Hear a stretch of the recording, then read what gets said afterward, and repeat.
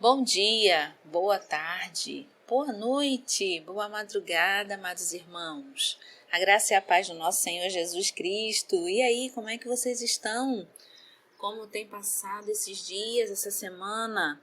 Semana de bênção, semana de vitórias, porque até aqui o Senhor tem nos ajudado. Apesar das lutas, das dificuldades, das aflições, das angústias que nós passamos. Mas nada é maior do que o amor do Todo-Poderoso sobre a nossa vida e a nossa família. Receba, meu irmão, nas tuas mãos, na tua vida, na tua casa, na tua família, no teu trabalho, nos teus sonhos. Receba essa palavra de Deus vinda para o teu coração, a palavra de bênção, aquela palavra que vem com paz, que vem perfurando o nosso coração, porque a palavra de Deus ela é mais cortante do que a espada de dois gumes. Receba, meu irmão, receba essa palavra de vitória na tua vida. Receba essa paz que excede todo entendimento na tua vida, em nome de Jesus. Amém e amém. Já começamos, né, com uma palavra que veio do coração de Deus. Comecei hoje um pouco diferente, porque foi assim que o Senhor desejou, foi assim que o Senhor quis, porque a gente prepara de um jeito, mas o Senhor vem e muda os nossos planos, porque a palavra final é dele. E é assim que ele quis. Ele quis começar já dando aquela sacudida, dando aquela balançada, para a gente poder saber, entender e nunca esquecer que a palavra de Deus é poderosa, é maravilhosa e que o agir dele na nossa vida não há nada que possa impedir. Aleluia! E aí, amados, como é que vocês estão? Como é que vocês estão?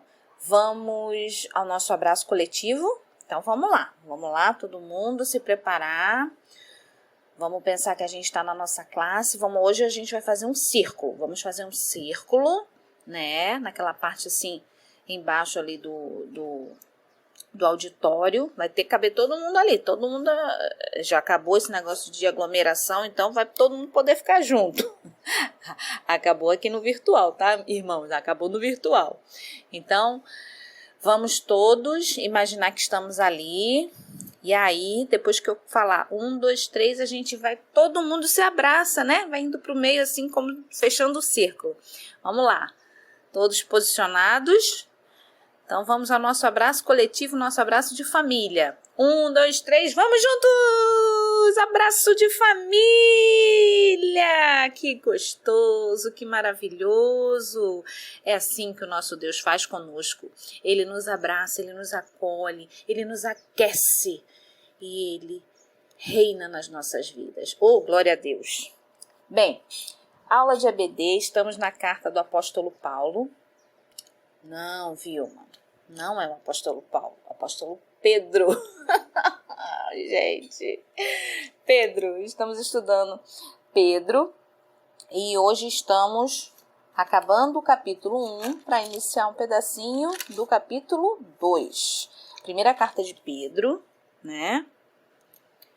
E aí a gente já iniciou, né, com as aulas do irmão Gutenberg, em que Pedro vem falando a 5 províncias romanas, né, que são pagãos, que ouviram a palavra, se converteram ao evangelho e precisam agora ser encorajados diante de tanta perseguição, de tantas lutas, de tanta dificuldade para permanecer nessa palavra que liberta.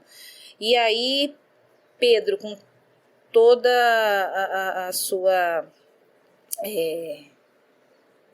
com toda a sua orientação dada por Deus, ele vem para que possa encorajar esses irmãos, né?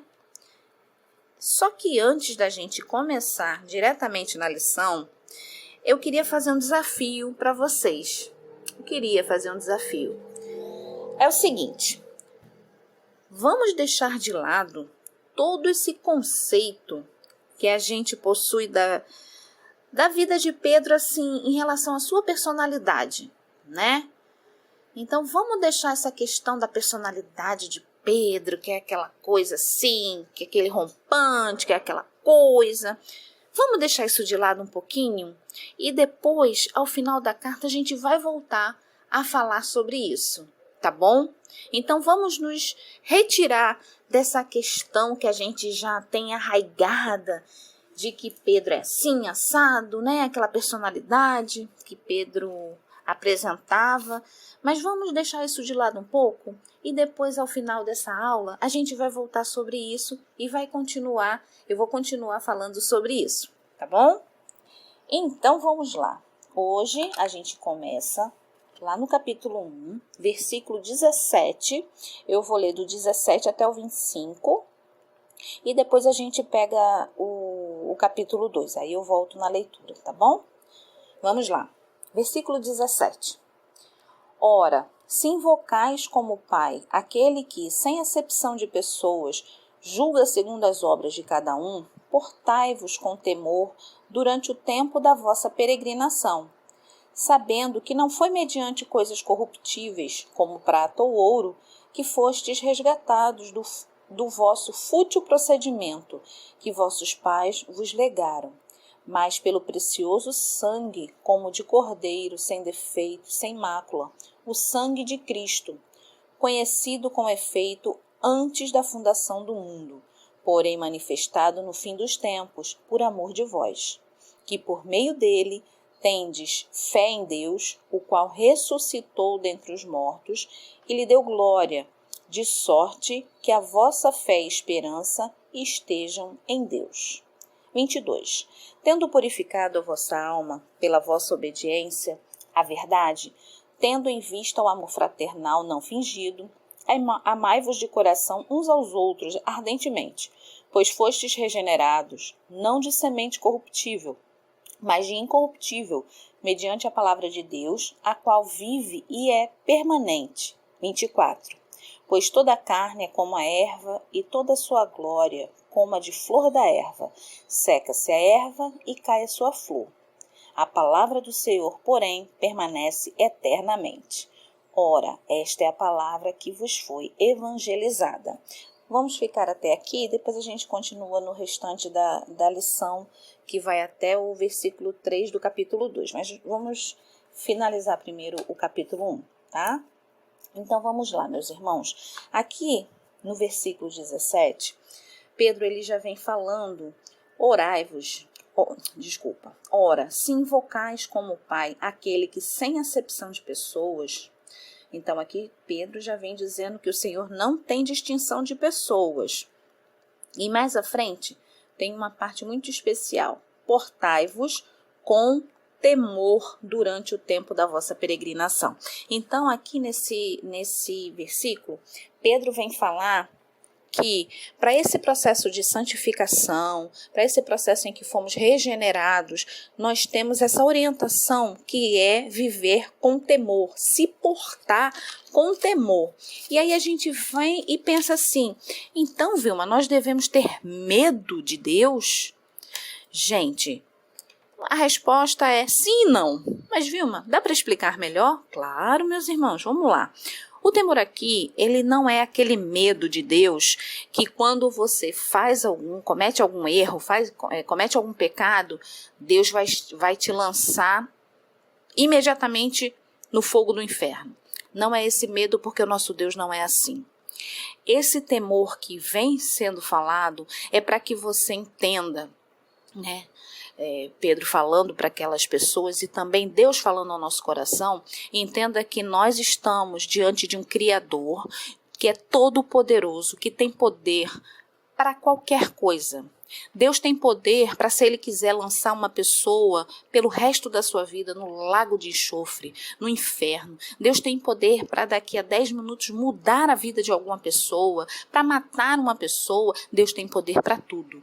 Então, diante dessa palavra de temor, é importante que se saiba que não estamos diante de algo que seja para ser medido com a força humana, que não se deve afrontar, que não se deve questionar, que não se deve enfrentar. Então Pedro vem dando essas determinações para que não seria muito inteligente querer afrontar, questionar, enfrentar Porque estamos de um Deus altíssimo, criador, eterno, infinito e imortal.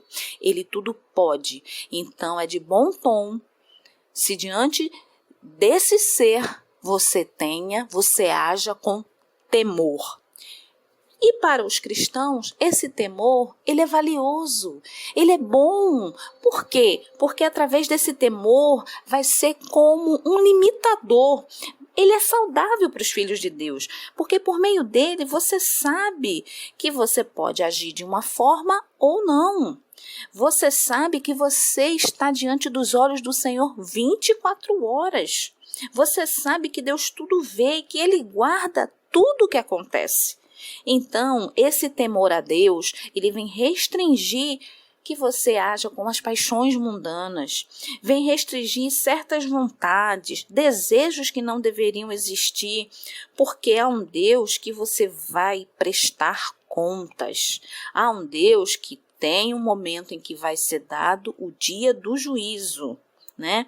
E aí, ele fala aqui, ó, no comecinho, sem acepção de pessoas. Então, isso é muito importante, meus irmãos. Por quê? Porque Deus, ele não faz acepção de pessoas. Aí, né, vamos dar um exemplo aqui. Eu sou crente, eu sou cristão, então eu posso agir de qualquer modo, porque eu tenho uma certa, vamos dizer assim, uma certa imunidade. Não, para Deus não existe essa questão de imunidade, né? A gente tem ouvido muito falar que lá naquele país, que não no nosso, existem algumas pessoas que têm os cargos políticos que apresentam uma certa imunidade. Então, eles podem cometer algumas coisas, alguns delitos, e por conta dessa imunidade, eles não são, vamos botar entre aspas, atingidos, pelo menos não de forma imediata. Mas isso é lá fora, tá, gente? Isso não acontece no nosso país. Mas para o nosso Deus, não existe essa questão de imunidade. Você é crente, você é filho dele, você é cristão, mas se você agir como ímpio, você vai ser tratado como ímpio. É assim que Deus faz. Deus é justo. Deus não tem essa questão de fazer acepção em pessoas, tá? Então, Deus julga segundo as obras de cada um. Não adianta bater no peito e falar, eu sou crente, eu sou cristão, mas se você não tem esse temor a Deus e pode fazer escondido das pessoas, mas nada está oculto aos olhos do Senhor. E isso vai ser prestado conta no dia do juízo final. Então, que possamos agir com temor a Deus, né? Vamos lá. Versículos 18 em diante. Aqui, vamos ler aqui. Sabendo que não foi mediante coisas corruptíveis como prata ou ouro que fostes resgatados do vosso fútil procedimento, que vossos pais vos legaram. Mas esse resgate que foi feito da vida de cada um de nós, foi feito com moedas de ouro, com moedas de prata? Foi feito como? Cada um tinha um valor. Olha qual foi o valor pago. O valor pago foi: mas pelo precioso sangue como de cordeiro sem defeito e sem mácula, o sangue de Cristo. Então, ainda falando desse temor, o preço que foi pago foi muito alto. Não foi valor material, não foi valor desse mundo, foi o sangue do Filho de Deus. Então, meu irmão, você vale muito para Deus, porque Deus pagou pela sua vida por um alto preço, o preço do sangue do Cordeiro, que não tinha pecado, que foi o único justo que passou nessa terra, que morreu pelo meu e pelo seu pecado. Então, esse é o valor que você tem para Deus. O valor dele ter enviado o seu único filho para morrer por mim e por você. E é assim que eu devo ver o quanto eu valho para Deus. E eu tenho que me comportar conforme esse valor, como o valor de alguém muito especial, como o valor de uma pessoa importante para Deus. não como qualquer um que se deixa levar pelas paixões mundanas, mesmo que faça escondido dos olhos humanos. Para Deus nada fica oculto. Então, eu preciso andar conforme esse amor que Deus teve por mim, que Deus tem por mim, né? Então é isso que ele vem falar. O seu preço não foi pago com prata e ouro, mas pelo sangue do Cordeiro. Vamos lá, versículo 20. E aí, antes mesmo da fundação do mundo, esse Cordeiro já era conhecido do Pai. Deus já estava preparando, mas ele se manifestou agora, no final dos tempos. E estamos sim no final dos tempos. Por isso que a palavra de Deus, ela é tão poderosa, porque mesmo tendo sido feita essa carta tanto tempo atrás, a palavra é viva e eficaz para a nossa vida hoje.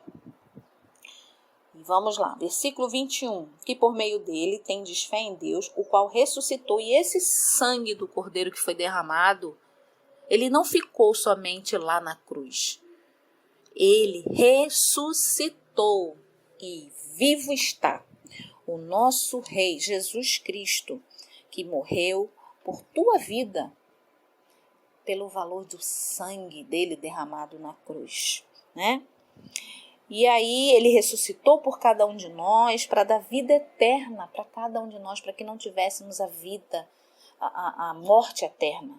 Tivéssemos sim a vida eterna e estarmos com Deus por toda a eternidade. É maravilhoso, irmãos, saber isso, que nossa vida, ela aqui é uma peregrinação, que a nossa morada é a morada celestial. E que por isso, enquanto estivermos aqui nessa vida peregrinando, nós devemos agir conforme as Escrituras, no processo de santificação. Lembra da nossa escadinha?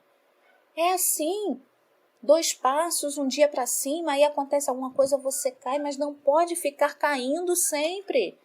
Você tem que estar sempre buscando e crescendo na palavra. É a palavra que vem para te mostrar conforme Deus quer que você haja. A palavra, ela vem com todo o ensinamento, e isso é maravilhoso. Vamos lá, continuando aqui. Deixa eu ver onde que eu parei. Peraí, meus irmãos. Tá, a partir do 22 agora. Outra implicação da salvação está a partir do versículo 22 até o versículo 25, agora nesse momento, é que Deus fala que nós devemos amar uns aos outros, né? Então vamos lá, vamos ler aqui o 22. Tendo purificado a vossa alma pela vossa obediência à verdade, tendo em vista o amor fraternal não fingido, amai-vos de coração uns aos outros ardentemente, pois fostes regenerados não de semente corruptível, mas de incorruptível, mediante a palavra de Deus, a qual vive e é permanente. Aqui ele fala, obediência à verdade. Obediência à verdade é porque eles ouviram a pregação da palavra, do evangelho e creram, passando da ignorância para o conhecimento da verdade. E a ordem de Deus, ela vem tendo em vista o amor fraternal, depois aqui, não fingido, amai-vos de todo o coração, uns aos outros. Então, a palavra vem dizendo que nós devemos amar uns aos outros. Agora, meu irmão, esse amor, ele deve ser sem fingimento, ardentemente, e amar uns aos outros. Não amar apenas quando aquele irmão é útil para a minha vida, quando aquele irmão fala coisas que eu gosto de ouvir. Mas não, meu irmão. Nós temos que ter um amor não fingido, mesmo que às vezes o irmão tenha uma ideia contrária à sua. As pessoas têm opiniões diferentes, mas essa opinião, ela não pode estar fora da palavra de Deus. Por exemplo, eu gosto muito de amarelo, mas pode ser que tenha algum irmão aí na classe que não goste de amarelo, e por causa disso, dessa falta de concordância, porque eu gosto de amarelo, o irmão não gosta, a gente vai brigar? Eu não vou deixar de amar o irmão? Não. E outra coisa, Não devemos amar de um modo que pensamos, o que aquele irmão pode me oferecer? Não é assim que o Senhor quer que o Senhor quer que amemos uns aos outros. Lá no tempo, né, lá de Pedro, de Paulo, os irmãos, eles se amavam tanto que os romanos, os pagãos, eles achavam que era uma seita assim bem estranha, porque eles viviam falando do sangue do cordeiro, então eles achavam que tinha um ritual sanguinário, mas não era nada disso. Era porque o sangue derramado da cruz de Jesus Cristo foi por amor a cada um de nós. E esse amor, ele entrou no coração e ficou, e se transformou em amor entre os irmãos. E é assim que nós devemos viver. Não devemos apenas pensar, aquele irmão agora não é mais útil para mim, eu não amo mais ele. Não é assim que devemos agir, meus irmãos. Nós devemos agir pensando como gostaríamos de ser tratados. Você gostaria de ser tratado assim? Como uma pessoa que não é mais útil e aí é descartado? Não é assim que Deus faz. Porque mesmo quando erramos, o nosso Deus nos ama e Ele está aberto a nos perdoar. Então que possamos agir assim com os nossos irmãos. Continuando aqui. Peraí, deixa eu ver onde eu estou. Aqui. Aí no versículo 23, ele vem falar... Cadê? Pois fostes regenerados. Essa regeneração foi através de uma semente lançada totalmente incorruptível. E por meio de quê? Por meio da palavra de Deus. E o que Deus usou para nos regenerar? Você já sabe. A resposta está aí. Foi a palavra que é viva, eficaz e permanente. E aqui, a partir do 24, Pedro ele faz uma menção lá em Isaías 40, de 6 a 8, né? Que fala, pois toda a carne é como a erva e toda a sua glória como a flor da erva. Seca-se a erva e cai a sua flor. A palavra do Senhor, porém, permanece eternamente. Então, era assim que Pedro vinha para falar para os irmãos daquelas províncias, né? Que por meio da evangelização, eles conheceram a Cristo e eles precisariam ter o desenvolvimento nessa palavra, ter o desenvolvimento nessa santificação de estar em constante crescimento, não ficar estagnado, mas crescer na palavra de Deus. Agora a gente vai iniciar no capítulo 2. Vamos do 2, versículo 1 ao 3. Fala assim a palavra de Deus. Despojando-vos, portanto, de toda a maldade e dolo, de hipocrisia e invejas e de toda sorte de maledicência, desejai ardentemente, como crianças recém-nascidas, o genuíno leite espiritual, para que por ele vos seja dado crescimento para a salvação. Se é que já tendes a experiência de que o Senhor é bondoso. Bom, vemos até aqui. Nesses 3 versículos, Pedro ele continua passando para cada um, né, dos cristãos que estão lá naquela época, e a palavra vem para a nossa vida hoje, a implicação da salvação. Quais são as consequências da salvação? O que implica ser salvo em Cristo Jesus? Implica em a gente, nesses 3 versículos, ele vem basicamente falar sobre a busca incessante do crescimento espiritual. Esse crescimento espiritual vem crescer de que forma? Como Pedro fala aqui nesses 3 versículos. Por meio da palavra de Deus. Esse é o tema desses 3 versículos. Então vamos lá. Esses 3 versículos eles se resumem muito bem aqui na parte do 2, que fala assim: desejai ardentemente, como crianças recém-nascidas, o genuíno leite espiritual. Então vamos lá, Pedro fez uma metáfora aqui em relação a um bebezinho que precisa de leite materno, né? E o crente em relação à palavra de Deus. Vamos pensar aqui. A gente primeiro verifica que essa carta ela está sendo escrita realmente para novos convertidos, né? Porque ele fala em relação a leite, né? Leite espiritual, início de tudo, aquele alimento em que o bebezinho precisa, né? Então, o primeiro ponto que a gente vê é isso. E aí a gente vem essa comparação que Pedro faz é o seguinte, irmãos. Para um bebê, qual é o alimento mais importante para um bebê? É o leite materno, né? Porque através do leite materno ele vai se desenvolver, ele vai crescer, ele vai ter todas as vitaminas e sais minerais, né? E tudo mais para o seu desenvolvimento. E da mesma forma, nós cristãos e eles, né, naquela época, precisamos buscar esse alimento espiritual através de quê?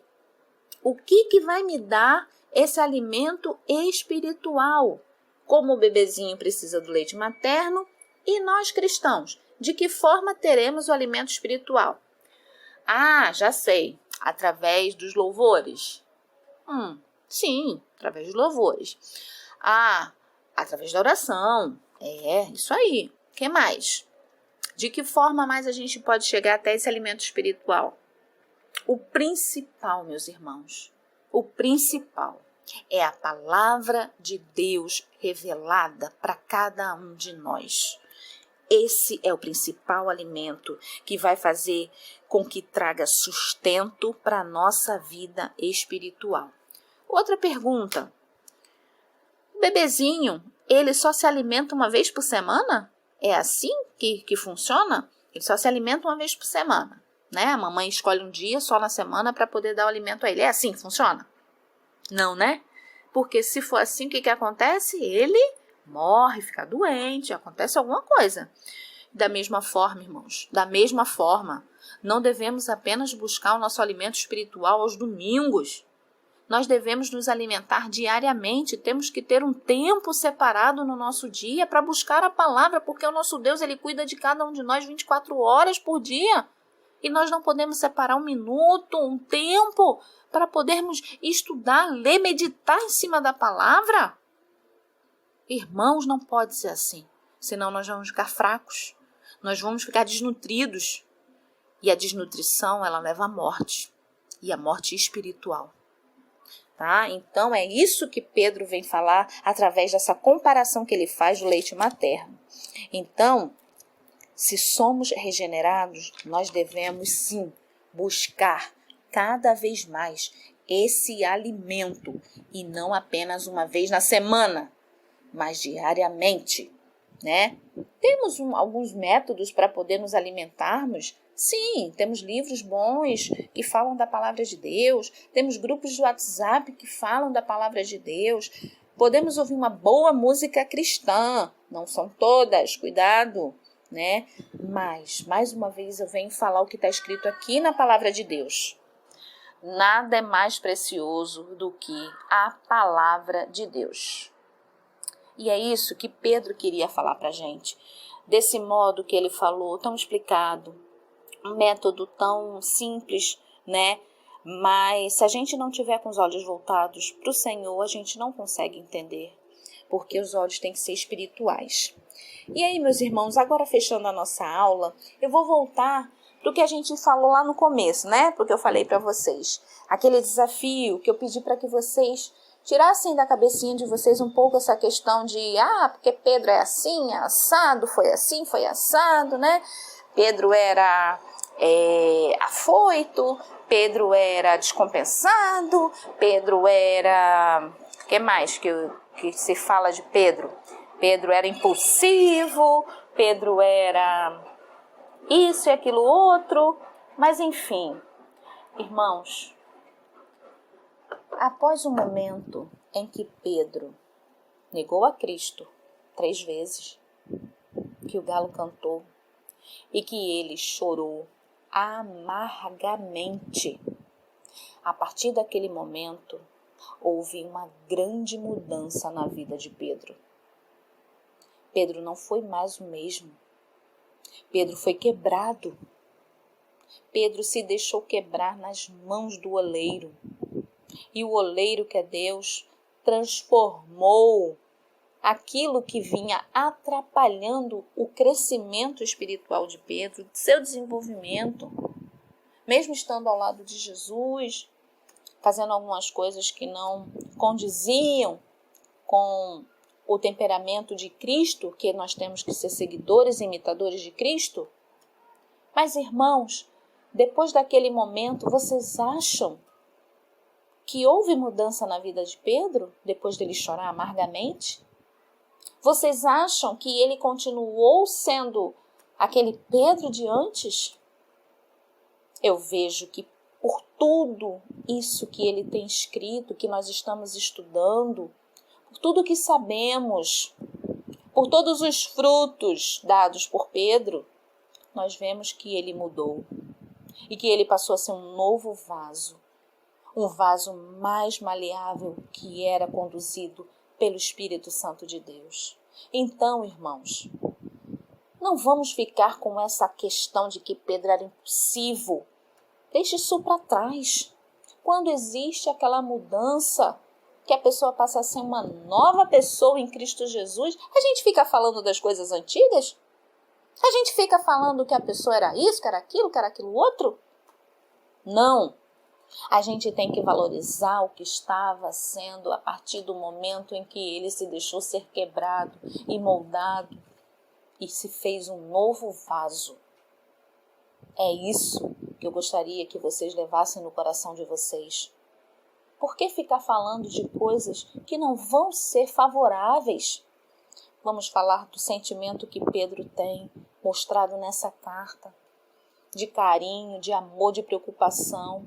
Esse é o Pedro. Esse é o Pedro que Cristo deixou para nós. Essa é a personalidade de Pedro, a personalidade de Jesus, de Cristo. Porque assim sejamos imitadores de Cristo, né? Então, que possamos pegar tudo isso que foi falado na aula de hoje e levar para o nosso coração e para o nosso agir. Irmãos, fiquem com Deus. Um dia de paz, uma semana abençoada para cada um de vocês. Eu estou morrendo de saudade. Que Deus abençoe, meus irmãos. A graça e a paz do nosso Senhor Jesus para cada um de vocês. Um grande abraço, irmãos. Tchau, tchau.